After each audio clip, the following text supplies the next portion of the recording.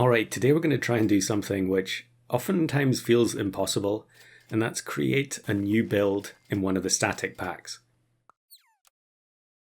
Now, of course, this was recorded before the update, and with a bunch of changes being applied with that update, there probably are going to be new things that you can do, especially in Star Pack.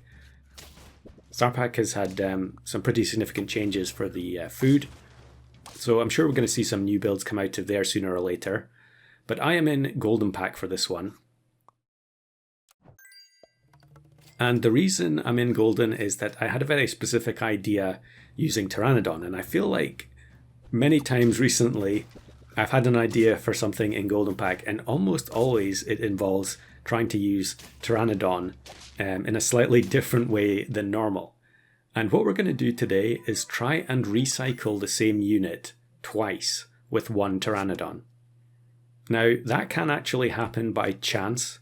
If you have your Pteranodon resurrect a unit, and it's a level 2 Pteranodon, and then the unit that comes back to life is always a 1 HP, so it can be easily sniped, then the Pteranodon can end up accidentally bringing the same unit back again.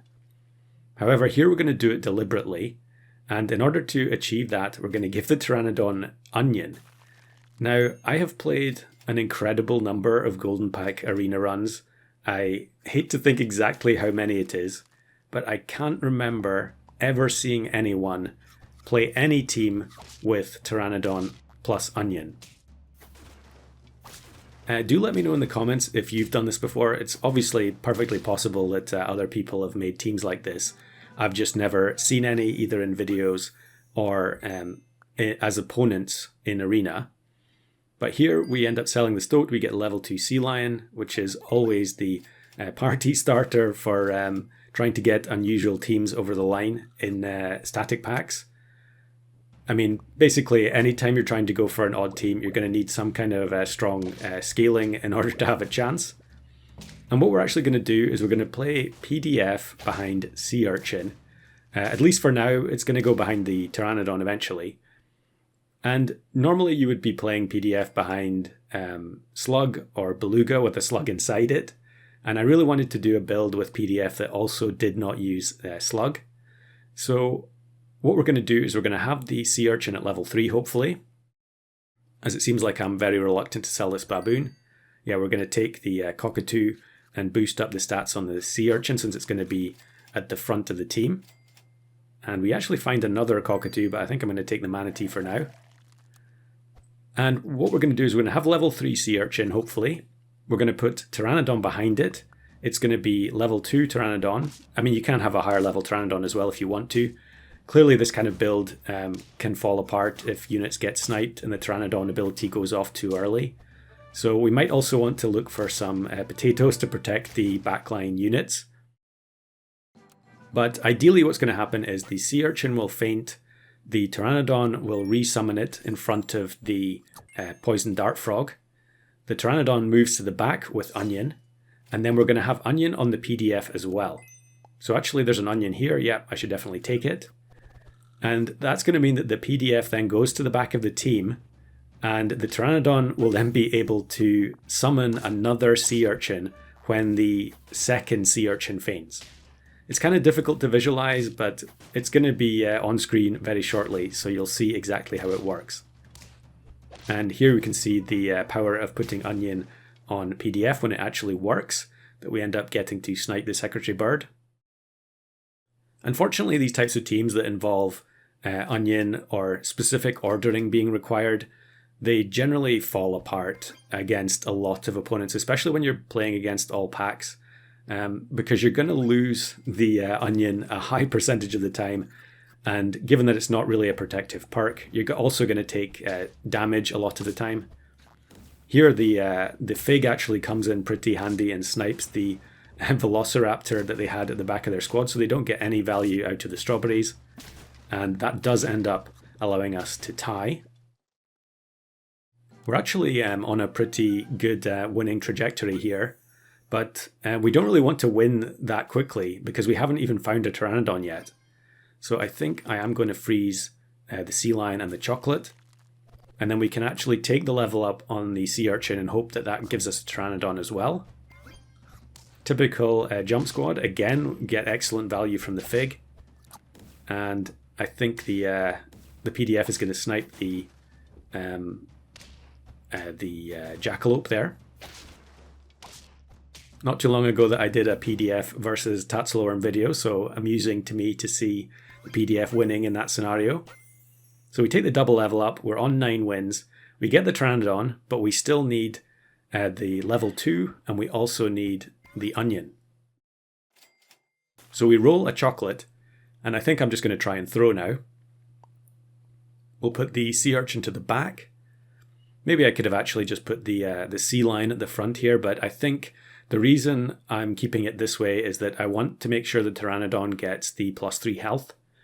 I had several runs where everything was looking good, and then the pteranodon would get sniped by Fig every single turn. So the highest priority is making sure that it actually survives, and you can see here I'm thinking about selling the sea lion to guarantee the loss.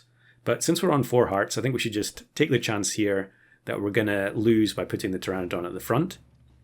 And thankfully it looks like this Mantis plus Spinosaurus team is going to oblige. Yeah, their jellyfish is too big. The PDF, maybe we would have won there if the PDF had been able to snipe the Spino, but it was already down to the lowest stats, so that wasn't going to happen. We get an oyster on level up, which does give us a better chance of finding the onion, and then another oyster. And I'm really just going to roll down here until I get the perk that I need. And there it is, double onion in the shop. How appropriate. So we're going to run a 4 squad. I don't think that's a big deal on turn 13. But things are going to get pretty scary pretty quickly if we can't win out now. So yeah, up to 11 health, the Pteranodon has a much better chance of survival. But we should be able to actually see the build in action in this particular round. So the sea urchin reduces stats, the Pteranodon brings it back. The sea urchin reduces stats again. Then the Pteranodon brings it back at the back of the team. And now the PDF gets another chance to snipe from behind the third sea urchin. But unfortunately this time we just didn't have quite enough. So now I can take the other PDFs. I think it's unlikely we're going to get to level 3 this turn. I could take another sea lion as well, but I'm always reluctant in these situations to actually have a unit on the team that has low health. You know, as soon as it gets sniped, it's going to waste one of the Pteranodon triggers. Although I guess in this scenario, I'm not too bothered if we get another PDF, because it's going to give us an extra snipe. Unfortunately here, the first mana snipe from the Pichu immediately knocks out the Pteranodon, so the whole thing falls apart. I don't know if it would have made any difference there if maybe if the sea lion or the PDF at the back had been hit, we might have had a better chance there, but unfortunate that the build fell apart. Definitely not atypical though, that was happening all the time when I was going for this. Now here I had a choice between taking the apple or taking one of the units in the shop, and really I should definitely have taken the secretary bird there instead of the apple. But again, I was worried about a unit being sniped and breaking the setup. But here we actually end up facing a Pack 2 team that is going for Chameleon with the Mandrill toy break. You don't see that too often. And the PDF is actually going to be 1 damage short of knocking out the Mandrill. I actually don't think it mattered there because we would have still been knocked out by the Flying Squirrel. But I think that might have been different if I'd bought the Secretary Bird instead of the apple. Now here are some bonus clips. This is a variation using flea instead of sea urchin, because a lot of the time I just wasn't finding the sea urchin early enough. And you can see how effective Poison Dart Frog plus flea can be. Although that team didn't really have huge stats to begin with. Now here's one against the Blowfish Tiger team. I mentioned that in another video recently that I was facing these Blowfish teams so frequently. And you can see what happens. The Pteranodon ability gets wasted on the baboon plus the sea lion. And we narrowly lose. So again, a round where I end up applying weakness to the Blowfish and it doesn't make any difference. Same game, we're now on to a level 3 pteranodon, which does give us some kind of insurance in case one of the weaker units gets sniped. In fact, yeah, we're going to resummon a baboon here, I think. Oh, actually we got lucky and it gave us a flea instead.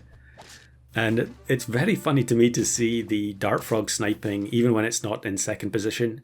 You know, if the unit gets sniped in front of the dart frog, it just shoots regardless.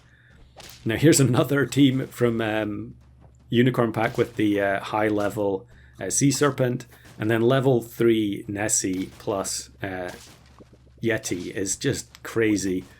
Yeah, summoning a 36-36, I just had no chance against this. So we lose there, and that puts us down to 1 heart. And then lastly here, we end up facing this team from Star Pack with the level 3 Fairy Armadillo, and it looks like it's all good. Like, we can take this team. But the Fairy Armadillo turns into the ball, and now, even though it has weakness, it's tanking a huge amount of damage. And I think it actually takes 6 hits here while it has weakness, and blocks a ridiculous amount of damage and denies us the win. So yeah, I was pretty displeased after that one. Here's another clip with a weird scenario where on turn 9 I have 0 trophies, and it actually gives me a ghost team. And they had a team of 5 with macaques, so the orangutan just flew off the screen. And then this is a completely different run. So again, we're back to having a sea urchin with poison dart frog. That was really my preferred build because I feel like flea plus dart frog is the default combo, and so I'd much rather see things work with sea urchin. And this time we've got the double scaling going. We managed to get the early monkey from a manatee plus banana.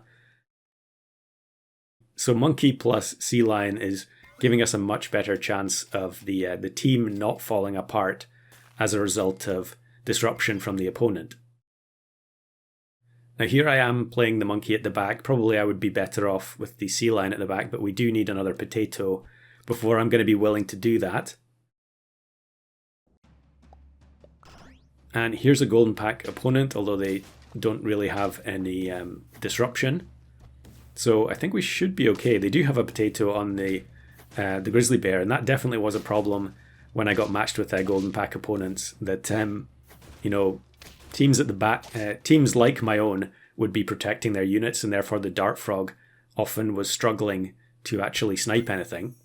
But now we're on 9 again. We get the level 3 sea urchin and the level 3 PDF. So all I care about finding now is the potato for the sea lion. Its health isn't increasing unlike the rest of the squad. And sure enough, here we end up facing a pack 1 team. Big stats, double melon. The leopard knocks out the sea lion, so we end up losing our setup. We were actually 1 attack short there of knocking out the leopard, although I don't think it would have made any difference because they're going to have 2 units left at the end. But we still have 2 hearts. The problem is, on turn 17, most opponents are going to be absolutely massive. And although we do have the very large sea urchin, we don't have any protective equipment other than potato. So we really need a very specific opponent here to have a chance. But we do have 2 opportunities to find one. And with Play Against All Packs turned on, we do have some more options in terms of builds that we could beat. It actually gives us this unusual low-statted Golden Pack team, where they've got Egyptian Vulture plus Vaquita at the back. I can't remember the last time I faced a team like that this late in the day in Golden Pack. And unfortunately, their team actually didn't have enough stats for the Pteranodon setup to actually do anything in the end. And bizarrely, for some reason, I also did not have the level 3 sea lion achievement. So a nice little added bonus there.